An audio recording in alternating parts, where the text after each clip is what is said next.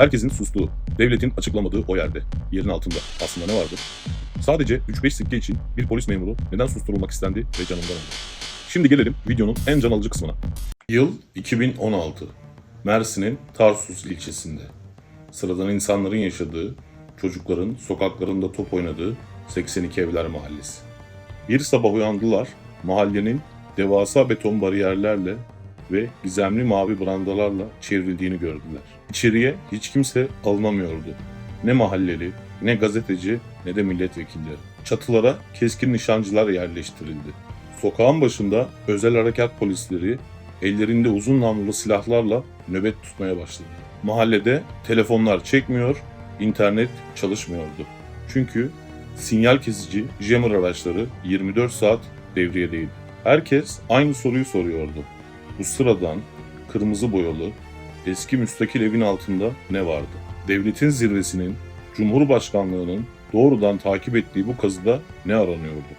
Tam 365 gün, yani koca bir yıl boyunca o evde yeraltı çalışmaları yapıldı. Sonra Kasım 2017'de ekipler aniden toplandı. Açılan devasa çukurlar beton dökülerek kapatıldı ve resmi bir açıklama yapıldı. Bir amfora parçası, birkaç Roma sikkesi ve değersiz yapı kalıntıları bulundu. Gerçekten buna inanmamızı mı bekliyorlar? Devlet 3-5 tane eski Roma parası için özel harekat ordusunu bir mahalleye yığar mı? Çatılara keskin nişancı diker ve bir yıl boyunca milyonlarca lira harcayıp orayı dünyadan izole eder mi? Elbette hayır. O mavi brandanın arkasında resmi raporlara geçmeyen, insanlıktan saklanan çok büyük bir sır vardı. Bugün Tarsus'un altından çıkan o gizemi, belki de dünyayı kökünden değiştirecek ve dinler tarihini değiştirecek o gizemi tüm belgeleriyle masaya yatırıyoruz. Hazırsanız Türkiye tarihinin en büyük gizemine, Tarsus kazısına, derinlemesine dalıyoruz. Bu hikaye 2016'daki kazıyla başlamadı. Bu hikaye aslında 2012 yılında işlenen çok karanlık bir cinayetle başladı. Görselde gördüğünüz bu adam, polis memuru Mithat Erdal, Tarsus Emniyet Müdürlüğü'nde görevliydi. Mithat Erdal sıradan bir polis değildi. O dönem Tarsus'ta kolları her yere uzanan, altından tarihi eser kaçakçılığı çıkan çok büyük bir yasa dışı şebekenin içine sızmıştı. Devlet adına gizli görevdeydi. Kendini bir defineci gibi göstererek bu çetenin içine girdi ve onlarla birlikte kazılara katıldı. Hedef, o kırmızı boyalı evin altındaki antik tünelleri ve çetenin oradan çıkardığı devasa hazineleri suçüstü yakalamaktı. Ancak Mithat Erdal, çetenin göründüğünden çok daha büyük olduğunu fark etti. İşin içinde emniyet müdürleri, bürokratlar ve güçlü isimler vardı. Eşi Sibel Erdal'ın daha sonra mahkemede vereceği ifadelere göre Mithat Erdal eve her geldiğinde tedirgindi. Eşine aynen şunları söylüyordu. Büyük bir oyunun içindeyim. Çok büyük bir şey bulduk. Eğer başıma bir şey gelirse bil ki beni bu define çetesi öldürmüştür. Benim ölümüm intihar süsü verilerek kapatılacak. Ve korkulan oldu. 2012 yılının Ocak ayında polis memuru Mithat Erdal Tarsus'ta bir sokakta kendi beylik tabancasıyla ensesinden vurulmuş halde bulundu. Dosya tam da onun tahmin ettiği gibi açıldı. İntihar denildi ve üzeri apar topar kapatıldı. Şebekenin arkasındaki güçler o dönem o kadar büyüktü ki kimse olayın üzerine gidemedi. Ta ki 2016 yılına kadar. Türkiye'deki o malum karanlık yapıların ve emniyet içindeki kumpasçıların tasfiye edilmesiyle Mithat Erdal dosyası yeniden açıldı. O dönem olayı kapatan emniyet müdürlerinin tutuklanmasıyla devlet bu cinayetin arkasındaki asıl gerçeğin peşine düştü. İtirafçılar, ifadeler ve belgeler tek bir noktayı işaret ediyordu. O kırmızı boyalı evi. Ve böylece 2016'nın Kasım ayında o güne kadar görülmemiş bir operasyonun düğmesine basıldı. Mahalleli ne olduğunu anlamamıştı. Bir gece yarısı kamyonlar geldi, o meşhur evin etrafını kapatacak şekilde devasa beton bloklar evin etrafına dizildi. Üzerine 5 metre büyüklüğünde mavi brandalar çekildi. Sokak tamamen trafiğe ve yaya yoluna kapatıldı. Düşünün, kendi evinizde oturuyorsunuz. Pencerenizi açıp dışarı bakmanız yasak. Perdenizi araladığınız an karşı çatıdaki keskin nişancı size silahını doğrultuyor veya polisler kapınıza gelip perdeleri kapatın diye uyarıda bulunuyor. Akrabalarınız Misafirleriniz mahalleye giremiyor. Evinize girmek için polise kimlik göstermek zorundasınız. İşin en garip kısmı neydi biliyor musunuz? Olay o kadar büyüdü ki CHP Mersin Milletvekili Aytuğ Atıcı başta olmak üzere siyasetçiler bölgeye gitti. Ben bu halkın vekiliyim. İçeride ne olduğunu görmek benim hakkım diyerek içeri girmek istedi. Barikatlardaki polislerin cevabını etti. Giremezsiniz. Burası doğrudan Ankara'nın talimatıyla korunan devlet sırrı kapsamında bir alandır. Milletvekili içeri alınmadı. Türkiye Büyük Millet Meclisi'ne verilen soru önergeleri devlet sırrı gerekçesiyle yanıtsız bırakıldı. Peki arkeolojik bir kazı nasıl devlet sırrı olabilir?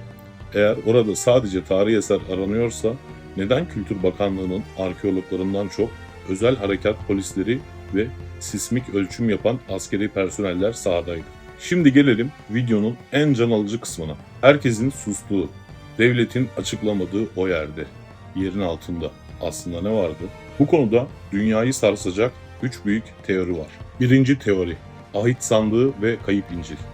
Tarsus, Hristiyanlık dünyası için muazzam bir öneme sahip. Neden mi? Çünkü İncil'de adı geçen Hristiyanlığı dünyaya yayan en önemli figür olan Aziz Paulus, Tarsus doğumludur. İddialara göre o evin altındaki antik tüneller Aziz Paulus'un gizli sığınağına ve onun sakladığı Hristiyanlığın tüm seyrini değiştirecek orijinal, bozulmamış ilk İncil'e çıkıyordu. Dahası Yahudiler ve Hristiyanlar için kutsal olan, içinde Hz. Musa'nın taş tabletlerinin bulunduğu kayıp ahit sandığının burada gömülü olduğu söylendi. Kazı süresince Vatikan'ın gizli ajanlarının Tarsus'ta otellerde kaldığı ve kazıyı anlık olarak takip ettiği iddiaları bu teoriyi yıllarca besledi. İkinci teori, Kral Dakyanus'un erimeyen hazinesi. Tarsus aynı zamanda Kur'an-ı Kerim'de de geçen Kehf suresinin yani 7 uyurlar efsanesinin yaşandığı yerdir. Roma döneminin zalim kralı Dakyanus'un şehri terk etmeden önce tüm krallık hazinesini, erimeyen saf altınlarını yerin altında devasa bir odaya sakladığı söylenir. Definecilerin yüzyıllardır peşinde olduğu bu hazinenin girişinin tam da o kırmızı boyalı evin altındaki tüneller olduğu iddia ediliyor. Şehit polis Mithat Erdal'ın çetenin içinde gördüğü ve çok büyük bir şey bulduk dediği şeyin bu mitolojik hazine odası olduğu düşünülüyor. Üçüncü teori, zaman kapısı ve frekans baskılama. Bu teori sosyal medyanın en uçuk ama en çok konuşulan iddialarından biri.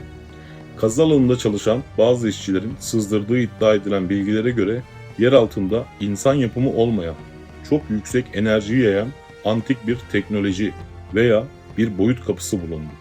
Kazı alanındaki o yoğun jammer cihazlarının sadece dışarısı içeriği dinlemesin diye değil, yer altındaki o gizemli maddeden yayılan elektromanyetik dalgaları ve radyasyonunu baskılamak, dış dünyaya zarar vermesini engellemek için kullanıldığı söylendi.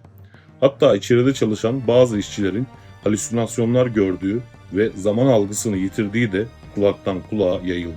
Tam bir yılın ardından takvimler Kasım 2017'yi gösterdiğinde her şey başladığı gibi aniden bitti. İş makineleri içeri girdi. Açılan o tüneller ve odalar tonlarca beton dökülerek dolduruldu. O kırmızı boyalı ev tamamen yıkıldı. Yerinde sadece şu anda dümdüz toprak bir arazi kaldı. Peki ya resmi açıklama? Kültür Bakanlığı kazı sonucunda kayda değer hiçbir şey bulunamadığını söyledi. Şimdi sizlere soruyorum. 1. Eğer orada bir şey yoksa neden kazı biter bitmez o ev hemen yıkıldı ve üzeri betonla kapatıldı? İnsanların oraya girip tekrar bakmasından mı korkuldu? 2. Sadece 3-5 sikke için bir polis memuru neden susturulmak istendi ve canından oldu? Üçüncüsü ve en önemlisi. Devlet tam bir yıl boyunca bulamadığı bir şey için mi koskoca mahalleyi abluk altında tuttu? Gerçek şu ki orada bir şey bulundu. Bulunan şey her neyse insanlığın henüz bilmeye hazır olmadığı ya da sadece belirli güçlerin elinde kalması gereken dünyayı değiştirebilecek güçte bir şeydi. Tarsus sırrını saklamaya devam ediyor. Tarsus kazısının arkasındaki bu gizem perdesi belki de hiçbir zaman tamamen aralanmayacak. Ama bizler soru sormaya ve gerçeğin peşinden gitmeye devam edeceğiz. Peki siz bu teorilerden hangisine inanıyorsunuz? Yorumlarda kendi teorinizi bizimle paylaşın. Bu tarz videoların devamı için videoyu beğenmeyi, kanala abone olmayı unutmayın. Bir sonraki Karanlık Gizem'de görüşmek üzere. Kendinize iyi bakın.